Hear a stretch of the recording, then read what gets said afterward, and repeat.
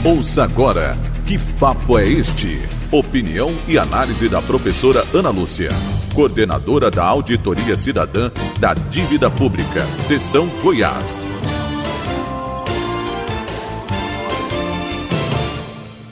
Numa entrevista que eu dei, inclusive, para a Rádio Noroeste, na véspera do ato do dia 25 de fevereiro, convocado pelo pastor Silas Malafaia e pelo Bolsonaro, eu disse que esse ato poderia ser um tiro no pé para o Bolsonaro caso ele incitasse a violência, o que criaria condições para ele ser preso, Alertei que, independente se levasse milhares ou milhões, nada disso mudaria o rumo das investigações, pois a Polícia Federal se baseia em dados e fatos e não em convicções, como fazia a Lava Jato.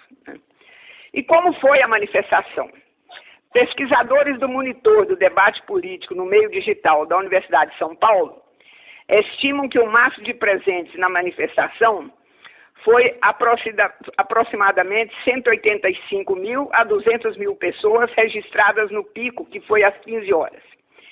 Segundo o mesmo instituto, foi a maior manifestação ocorrida na Paulista, maiores que todas realizadas, inclusive, pela esquerda. Para os organizadores da manifestação, que estimavam 600 mil, pode ter sido meio frustrante. Tanto que a Secretaria de Segurança de São Paulo informou que foram 600 mil, sem dizer de onde tirou esse número, E os deputados que apoiam Bolsonaro continuam repetindo essa mentira, Quem compareceu lá? Perfil dos presentes.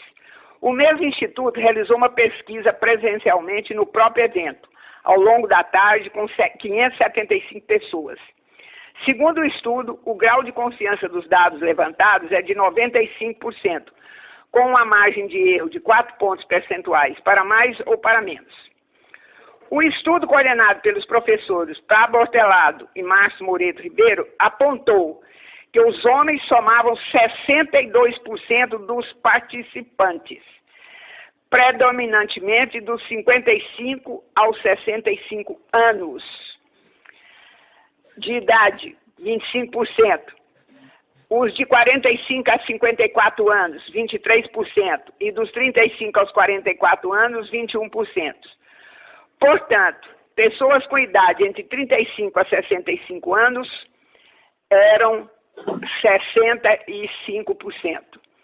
E 65% de cor branca. Ao contrário da realidade social do Brasil, em que, segundo o IBGE, em 2022, 45,3% da população brasileira é parda. Então, houve uma mudança, A pesquisa também mostrou que os participantes se consideravam majoritariamente de direita, 92%, com perfil muito conservador, 78%, principalmente em relação a costumes, família, orientação sexual, drogas, etc. E principalmente, observemos esse dado, de religião católica, eram 43%. Os evangélicos vieram na sequência, com 29%. Dos participantes, 67% em curso superior. 26% ganham entre 3 e 5 salários mínimos e 25% entre 5 e 10 salários mínimos. Ao contrário da realidade da população brasileira, em que 60% da população vivem com até um salário mínimo per capita. Portanto, estava lá uma classe média alta com curso superior. O levantamento também apontou, o levantamento dos professores também apontou que mais da metade das pessoas presentes no ato moravam na Grande São Paulo. E 88% dos entrevistados acham que Bolsonaro ganhou as eleições. O que esses dados nos informam? Foi uma forte manifestação? Foi. Mas se compararmos com a população de São Paulo de 20 milhões e da Grande São Paulo de 30 milhões, ela não foi grande, menos em torno de 0,6%, menos de 1%. Como os evangélicos eram menos que os católicos, e se somarmos os católicos com de outras crenças, 71% não eram evangélicos. Eu fui atrás, procurei fontes da Igreja Católica, buscando compreender essa realidade. O que essas fontes me disseram é que há um amplo segmento católico resistente à pedagogia do Papa Francisco, principalmente em relação aos costumes: aborto, drogas, diversidade de orientação sexual, segurança pública, e que para eles Bolsonaro é contra essas pautas, por isso o apoio. Logo, não foi uma manifestação evangélica. Então temos que prestar atenção nisso, né? 71% eram de outras crenças. Então, o que é que se fez o ato? Para mostrar que Bolsonaro tem força política no Brasil, é articulado internacionalmente e é um perseguido. Após uma fala religiosa e emocional de Michele Bolsonaro, chegou a vez de Jair Bolsonaro falar. Era um outro Bolsonaro em relação à forma que falou durante 4 anos. Falou tranquilo, sem agredir, sem insultar ninguém. Aliás, ele terceirizou para o pastor Silas Malafaia criticar o Supremo Tribunal, o governo, né, e todos aqueles que ele agrediu durante 4 anos. Coube ao Malafaia fazer isso. Na sua fala, Bolsonaro confessou os crimes que cometeu. Vejamos. Confirmou a minuta do golpe, minuta que as investigações da Polícia Federal já haviam descoberto. Apesar dos dados da minuta, para qualquer pessoa que a lê, mostrar que era o roteiro do golpe, ele tentou dar outra versão. Mas qualquer pessoa que lê, para qualquer pessoa que lê, a versão dele não cola. Confessou que cometeu crimes, outros tipos de crimes, além da tentativa do golpe. Quais? Ele disse que no passado foram cometidas barbaridades e que foram anistiadas. Sim, ele tem razão. Há, inclusive, vários participantes do seu governo, até como ministros, que são responsáveis pelas atrocidades cometidas durante a ditadura militar. Torturas, mortes, pau de arara, mortes por afogamento, choques elétricos nas vaginas e no ânus das pessoas, enforcamentos, etc. E ele apoiava isso, pois disse mais de uma vez que a ditadura, inclusive, matou pouco. E no impeachment da Dilma, elogiou Ustra, um dos maiores torturadores da ditadura.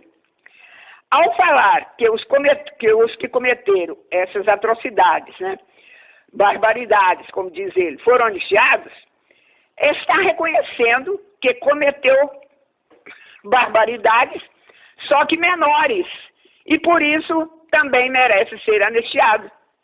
E aí pede anistia. Que crimes, no fundo, ele confessou que cometeu? Golpe contra o Estado de Direito, 700 mil mortes por Covid, por seu negacionismo e incentivo a tomar remédios ineficazes, crimes denunciados pelo CPMI, genocídio ao povo Yanomami, desmatamento criminoso da Amazônia, falsificação de cartões de vacina, tentativa de ficar com joias que são do Estado brasileiro. Todos esses crimes estão sendo investigados pela Polícia Federal. Num primeiro momento, parecia que ele pedia anistia para quem? Abre aspas, disse ele. Para os pobres coitados que estavam lá em Brasília, para que esses não terem filhos órfãos de pais vivos, fecha aspas. Num segundo momento, ele corrigiu. Quem estava em Brasília, abre aspas, quem estava em Brasília e depredou prédios que paguem, fecha aspas. Eu sou contra esse tipo de ações, disse ele. Então, anistia para quem? Para ele, o que foi confirmado por seu filho, o senador Flávio Bolsonaro, em entrevista ao jornal Estado de São Paulo. Ele, inclusive, defende a anistia para o Bolsonaro como forma de apaziguar o país. Como assim, apaziguar o país, se os seus seguidores diariamente, depois do ato, em todo lugar que eles estão, mentem e ameaçam as pessoas que deles discordam?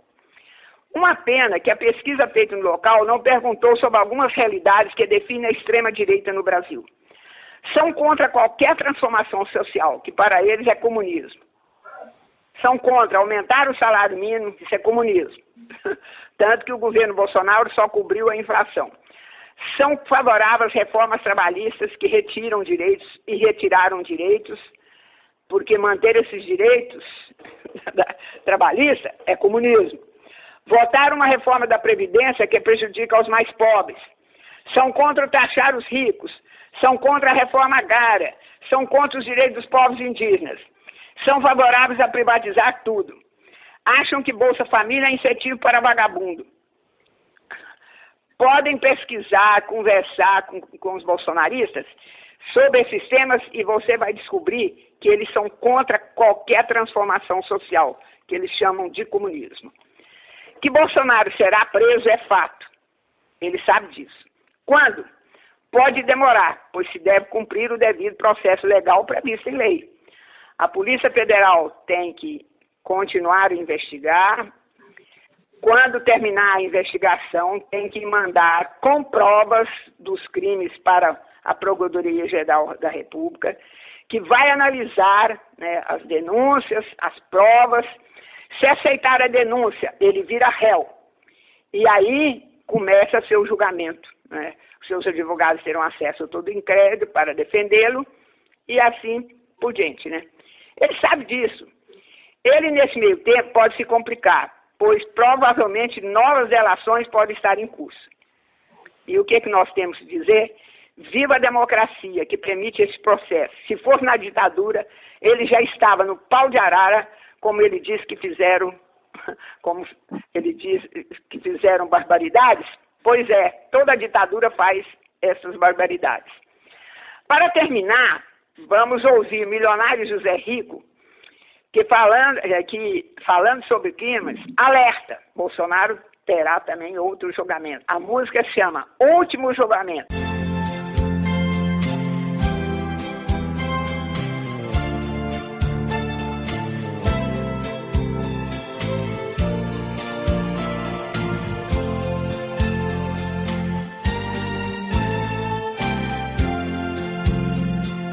Senta aqui neste banco, pertinho de mim, vamos conversar.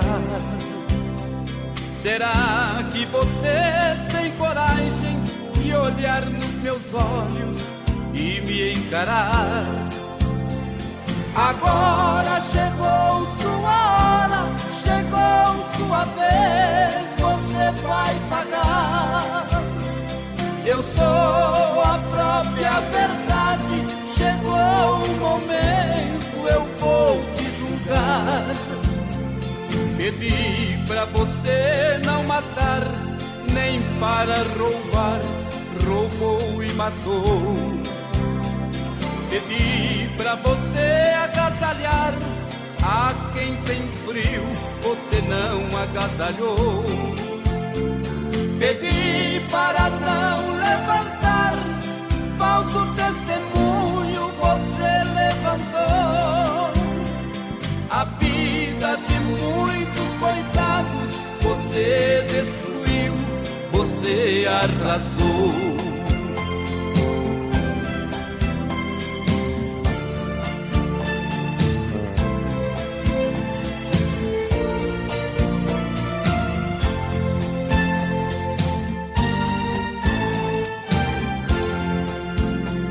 Meu pai lhe deu inteligência para salvar vidas, você não salvou. Em vez de curar os enfermos, armas nucleares você fabricou.